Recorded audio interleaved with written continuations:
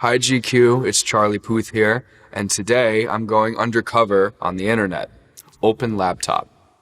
It's actually me. TikTok. Are you and Cookie besties now? We are. We don't understand each other at all, but we're besties. Brought together through the power of music. What happened to your eyebrow? I got bit by a dog when I was 2 years old, and it's left me with a pretty cool scar. And I know some people purposely shave this part of their eyebrow, but I don't have to do that. Posted. So when is tour? Shocked, embarrassed, I just did something naughty emoji. Tour is going to be very soon, and there's going to be another tour in 2023 as well. I'll basically be living on the road. Next. What's your mixing chain for backing vocals like harmonies / layers? Okay, wow. I never record in a perfect room, so I always put a noise suppressor on channel 1, and I know that's incorrect. If it's a vocal, I put the auto-tune on 32 retune speed and then maybe 20. And then comes the EQ, scoop a bunch on the bottom, kind of boost up here, boost a little bit more for that sizzle. Oh, I have this widening tool that I made. It's just 2 stereo doublers that I keyed through a bus, and then I kind of just gently bring it up. I don't know how interesting that is, but I was just going through my whole... I mean, it was a question that they asked. Reddit. How long is the Charlie Puth concert? Well, user, long jumping honey. I think it's about like an hour and 15 minutes. I try and keep it brief. I'd rather have every song be entertaining rather than like there be a unbearable, overly artistic middle section of the concert. These are new songs you've never heard before. I always dislike that when concerts were like 3 hours long. I won't name anybody specifically, but... Next. Hi, Charlie. If you were stranded on a desert island, what 3 things would you have with you? James Taylor's greatest hits, something to listen to that on, and, I don't know, maybe an apple for some fiber.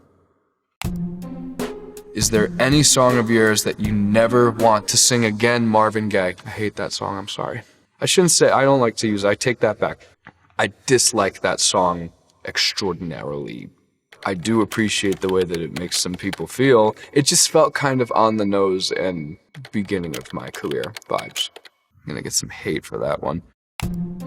Was there a time that you thought about giving up and just going behind the scenes just to write and produce music, perhaps? Why and when? Love from Greece. I think there was a time where I convinced myself that maybe I wasn't gonna be the artist, I was just gonna be the songwriter. It's kind of like when you want a green light and all you're getting are red lights when you're driving, and then when you just want a second to just chill at the red light, it's just green lights. So I don't know what that means, but love from Greece. Who's asking about me on Twitter? Was Charlie Puth in a band? How is he famous? FBI planted him? No, FBI did not plant me. I've actually been at this for a while. I was 17 making YouTube videos. Kind of just wanted to be a jazz piano player at first, but just still had that love of pop music and always thought that there was a way to integrate the two. And that's what I currently do. Replied. Have scientists studied why male idols love Justin Bieber and Charlie Puth so much? Like, what are the findings? I didn't know that I was loved by K-pop idols. I just thought I was friends with Jungkook, but I'm happy to be friends with everybody. I think in the East, there's a great appreciation for jazz, and I love jazz. Maybe they also love the way that I make and play music. So I don't really know how to answer that, but I'm really glad I have the love and support from male idols. Instagram, which funny enough used to be a photographer's only app, and now it's obviously not. What the F? Charlie met... Oh, yeah, I met Guru Saad. Such a great conversation about how the soil is one of the most important aspects of our earth and keeping it healthy. Just listening to his thoughts and prospects about life is super interesting. We're kind of rocking a similar cut. Posted was Elton's slight in reference to the boy era of Charlie's music. Elton loved my last album, but I was making music before the pandemic, which wasn't really authentic to me. And I think he told me to just make music that's authentic to me, maybe referencing songs like Boy that were authentic to me. I do love that song. I love playing that song. It's very jazzy. Next. Why are you leaving thirst traps, Charlie? Question mark, exclamation point, question mark, exclamation point. I just wanted to see if these pants would fit me. These jorts, I'm sorry. Turns out they did. I don't know if I could sit down in them, but they worked. I never wear jorts. It was a special occasion to me. Posted. Wikipedia, don't forget to donate. Puth was credited with the production and writing of songs and jingles for fellow YouTube personalities.